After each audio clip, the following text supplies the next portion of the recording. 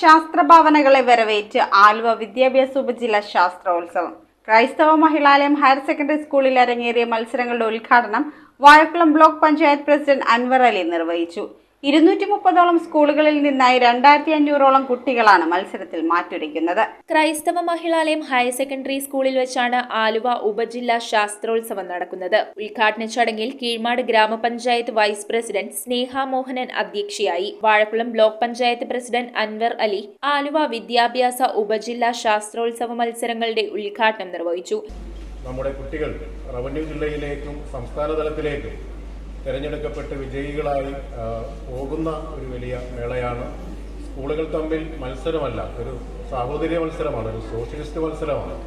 അങ്ങനെ അതിനെടുത്തുകൊണ്ട് കുട്ടികൾക്ക് പരമാവധി പ്രോത്സാഹനം നൽകിക്കൊണ്ട് നാളെ ശാസ്ത്രലോകത്തിൻ്റെ ഏറ്റവും മിടുക്കികളുമായി നമ്മുടെ കുട്ടികൾ മാറുന്നതിന് വേണ്ടിയിട്ടുള്ള ഒരു കളരിയായി കൂടി ഇത് മാറുകയാണ്. ചടങ്ങിൽ ആലുവ വിദ്യാഭ്യാസ ഉപജില്ലാ എഇഒ സനൂജ എ ഷംസു സ്വാഗതം ആശംസിച്ചു. ക്രൈസ്തവ മഹിളാലയം സ്കൂളുകളുടെ secretary Mary Jacob, PTA president Riyas S, Keezhmad ഗ്രാമപഞ്ചായത്ത് ഭരണസമിതി അംഗങ്ങൾ എന്നിവർ ആശംസകൾ നേർന്നു. സ്കൂൾ പ്രിൻസിപ്പൽ സൂസൻ ജോർജ് യോഗത്തിൽ നന്ദി രേഖപ്പെടുത്തി. 230ഓളം സ്കൂളുകളിൽ നിന്നായി 2500ഓളം കുട്ടികളാണ് 7, 8 തീയതികളിൽ വിവിധ ഇനങ്ങളിൽ മാറ്റുരയ്ക്കുന്നത്. News bureau, Aluva.